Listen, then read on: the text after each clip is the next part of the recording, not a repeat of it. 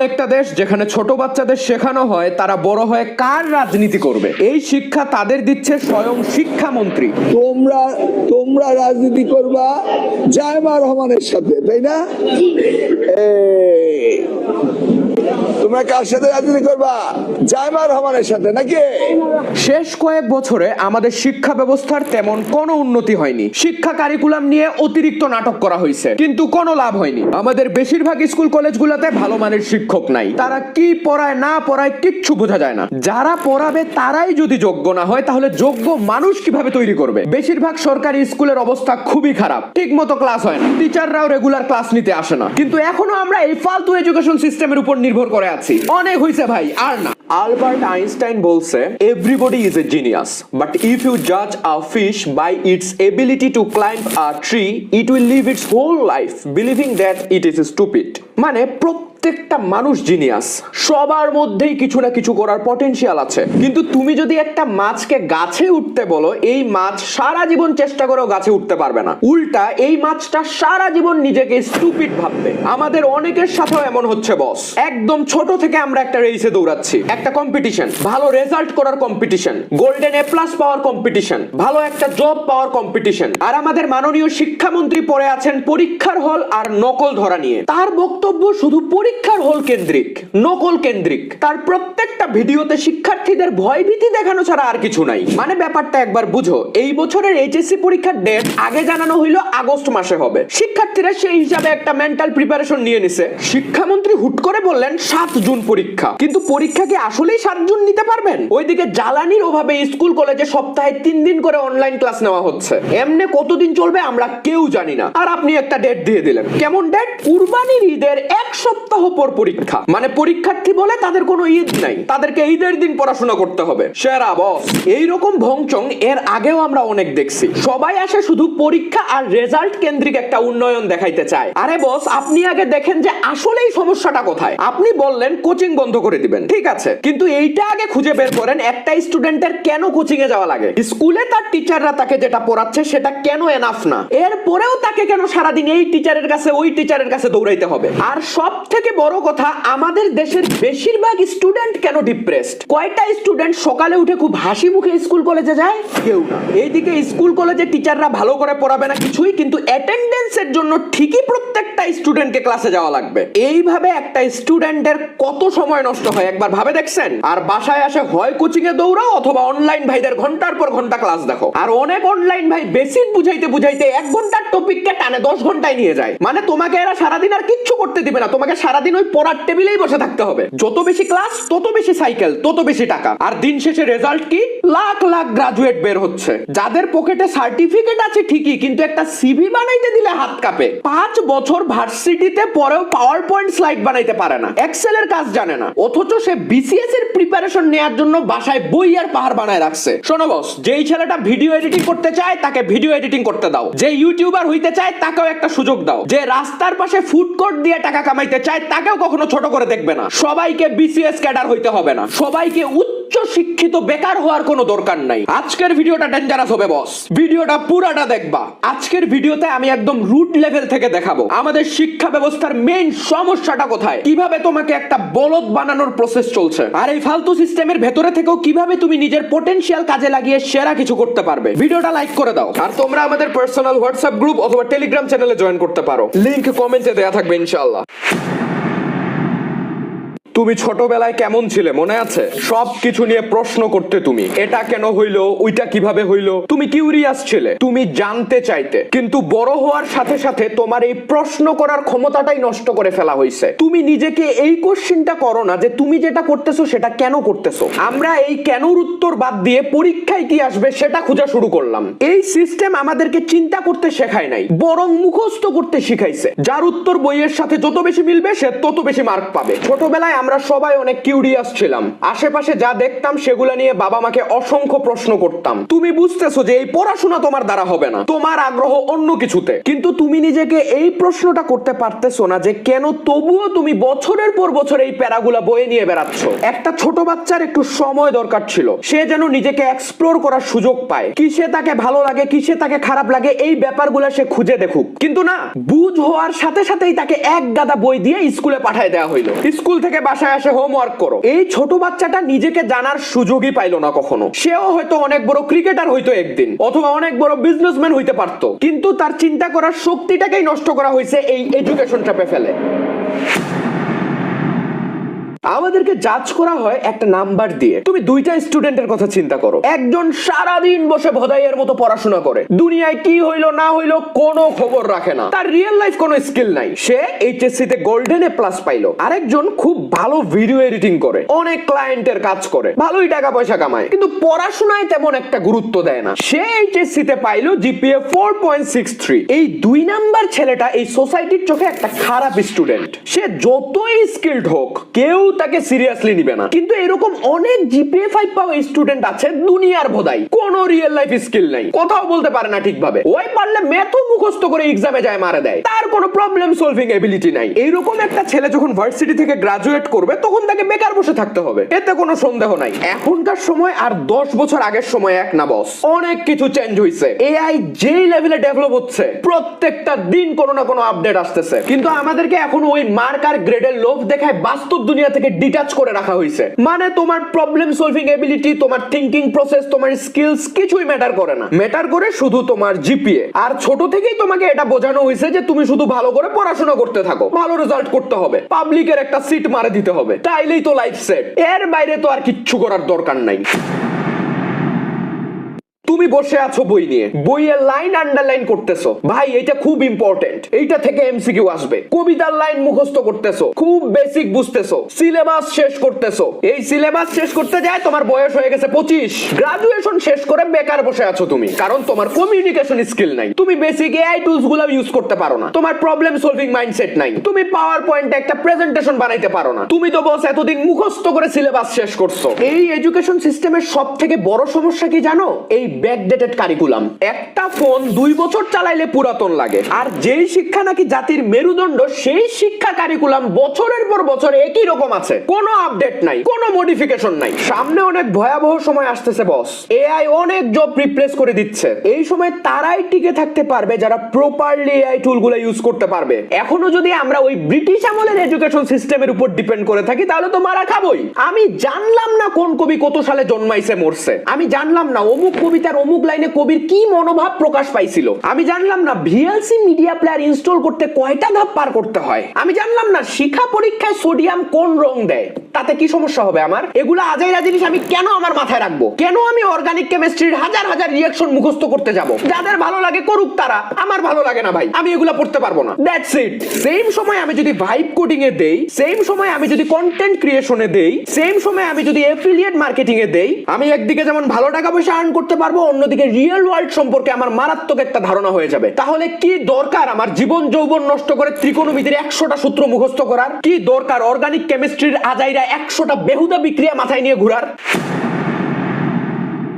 দুনিয়ায় যারা অনেক বড় কিছু করছে সবার মধ্যে একটা জিনিস কমন, কনফিডেন্স, নিজের ওপর বিশ্বাস। কে কি বললো গুনার টাইম নাই, আমি জানি আমি যেটা করতেছি সেটা ঠিক, আর আমি সাকসেসফুল হবই ইনশাআল্লাহ, এই মাইন্ডসেট লাগবে বস। কিন্তু ছোটবেলা থেকে আমাদের সেলফ বিলিফটাই ধীরে ধীরে নষ্ট করে দেওয়া হয়েছে। সব সময় একটা ভয়, ছোটবেলায় হোমওয়ার্কের ভয়, এক্সামের ভয়, মার্কের ভয়, রেজাল্টের ভয়, বড় হইতে হইতে আমাদের মধ্যে ঢুকে গেল জব না পাওয়ার ভয়, ফিউচারের ভয়, আর সব থেকে ডেঞ্জারাস মানুষ কি বলবে এই ভয়। একটা কথা শুনে রাখো বস, তুমি যখন একদিন মারাত্মক একটা ভেজালে পড়বে দেখবে একটা মানুষও নাই যে আসে তোমার পাশে দাঁড়াবে, আর তুমি সারা জীবন পেরা খায় গেলে যে এরা কি ভাববে। আর মানুষকে কন্ট্রোল করার সব থেকে পাওয়ারফুল উপায় হচ্ছে তার মধ্যে ভয় ঢুকায় দেয়া। তোমার মধ্যে কোনো রিস্ক নেয়ার এবিলিটি নাই, তুমি নিজের ডিসিশনটাও নিজে নিতে পারো না, তুমি শুধু অন্যদের ব্লাইন্ডলি ফলো করে যাচ্ছ। সবার কথা শুনে ভালো স্টুডেন্ট তো হয়ে গেছো তুমি, কিন্তু মানসিক ভাবে তুমি বিপর্যস্ত। এই যে একটা ভয়, ভালো রেজাল্ট করতে না পারলে কিচ্ছু করতে পারবো না, পাবলিকের একটা সিট না মারতে পারলে কিচ্ছু করতে পারবো না, বিসিএস ক্যাডার না হইতে পারলে কিচ্ছু হবে না জীবনে, এই ভয়টাই তোমার কমফোর্ট জোন হয়ে গেছে। আমরা শুধু এই পড়াশোনা করাটাকেই লাইফের মেইন পারপাস বানাই দিছি। আমরা ভাবতেছি সবাই যেমন করতেছে আমরাও করি, কোনো দরকার নাই রিস্ক নেয়ার, এমনি কিছু একটা হয়ে যাবে হয়তো।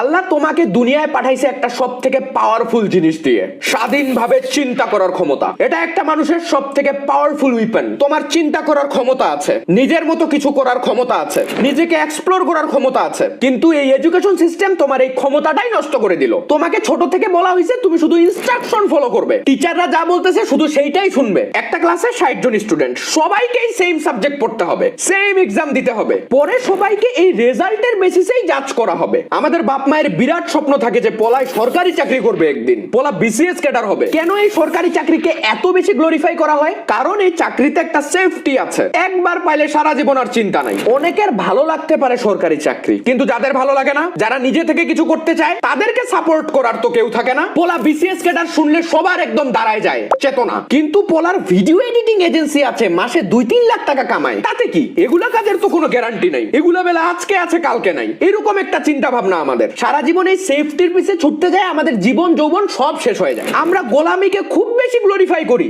সরকারি চাকরি, বাপ রে বাপ, খেলা হবে। অনেকে 20 লাখ টাকা ঘুষ দিয়ে 20,000 টাকার চাকরিতে ঢুকে, কিন্তু ওই 20 লাখ টাকা দিয়ে একটা বিজনেস যে শুরু করা যাবে ওই চিন্তা ওর মাথায় আসে না। কারণ এই সিস্টেম আমাদেরকে ছোটবেলা থেকেই গোলামি করা শিখাইছে। এই সিস্টেম ফলোয়ার্স চায়, ক্রিয়েটার্স চায় না। আমাদেরকে ছোট থেকেই একটা প্যাটার্ন মাথায় ঢুকাই দিছে, স্কুলে যাও, কলেজে যাও, ভার্সিটিতে যাও, সরকারি একটা জব করো, তারপরে মরে যাও, এইটাই ফলো করতে হবে আমাকে। আমি কখনো খুঁজার ট্রাই করলাম না যে আমার কি ভালো লাগে, আমি কখনো খুঁজার ট্রাই করলাম না যে এগুলার বাইরে আসলে এই দুনিয়ায় কি কি আছে। এখন কথা হচ্ছে, চাইলেই তো আর তুমি পড়াশোনা বাদ দিয়ে দিতে পারবে না, তাহলে কিভাবে কি করবে? এখন আমি তোমাকে সেই স্টেপগুলো বলবো বস। টোটাল 5টা স্টেপ আছে এই এডুকেশন ট্র্যাপ থেকে বের হওয়ার জন্য।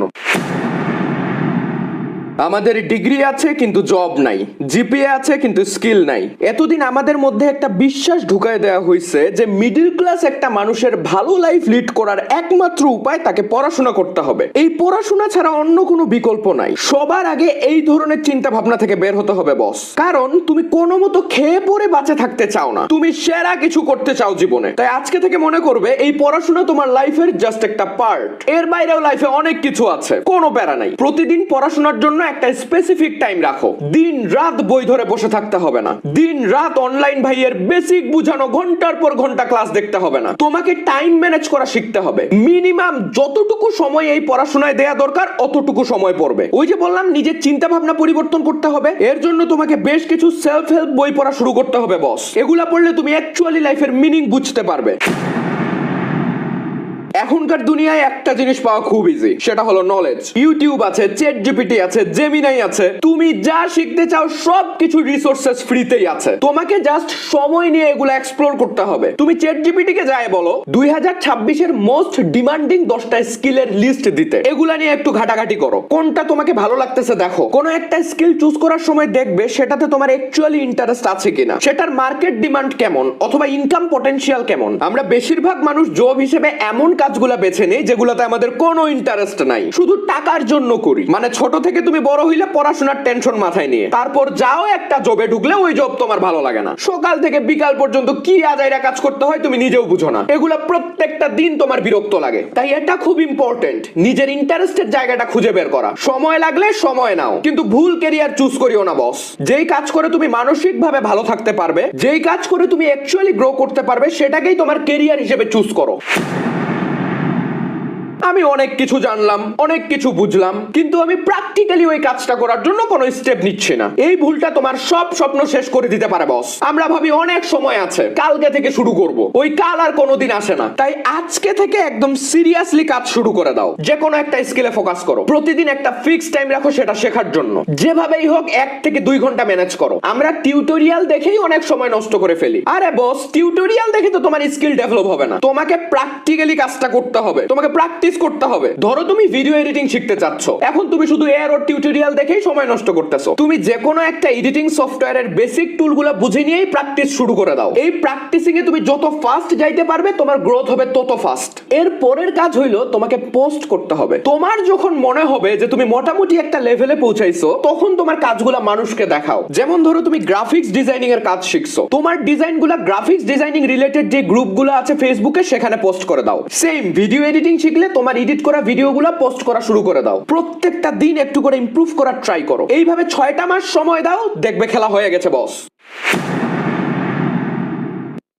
টাকা একটা মারাত্মক মোটিভেশন বস। তুমি অনেক সময় দিয়ে একটা কিছু শিখলে কিন্তু কোনো রেজাল্ট নাই, একটা সময় পরে যায় তুমি গিভ আপ করবে। কিন্তু যখন তুমি তোমার প্রথম ইনকামটা করবে তোমার মধ্যে এই বিশ্বাসটা চলে আসবে যে তুমিও পারো। তাই বস, পারফেক্ট হওয়ার জন্য ওয়েট করবে না। যখন তুমি বুঝবে যে তুমি তোমার কাজের মাধ্যমে এনাফ ভ্যালু প্রোভাইড করতে পারতেছো তখন আর দেরি করবে না। ইউটিউবে অনেক ভিডিও আছে যে কিভাবে ক্লায়েন্ট আউটরিচ করতে হয়, সেগুলা দেখো। প্রথম ইনকামটা যদি 500 টাকাও হয় কোনো প্যারা নাই। আর এটা মাথায় রাখবে যে ফাইন্যান্সিয়ালি গ্রো করতে সময় লাগবে। প্রথম এক মাসেই তুমি লাখ টাকা ইনকাম করতে পারবে না, এটাই স্বাভাবিক। কিন্তু যতটুক পারো ট্রাই করো। কাজের মাধ্যমে তোমার এক্সপেরিয়েন্স বাড়বে, আর এক্সপেরিয়েন্স বাড়লে তোমার কনফিডেন্স বাড়বে, আর কনফিডেন্স বাড়লে এই টাকা পয়সা নিয়ে তোমাকে প্যারা খাইতে হবে না ইনশাআল্লাহ। দুনিয়া অনেক ফাস্ট আগাচ্ছে বস, তুমি ওয়েট করতে থাকলে তোমার জায়গাটা অন্য কেউ নিয়ে নেবে। তোমাকে ফাস্ট লার্নার হইতে হবে, কারণ টেকনোলজি প্রতিদিন চেঞ্জ হচ্ছে। আজকে মার্কেটে যেটার ডিমান্ড আছে 2 মাস পর সেটার যে ডিমান্ড থাকবে এর কোনো গ্যারান্টি নেই। তাই অ্যাডাপ্ট করা শিখো বস।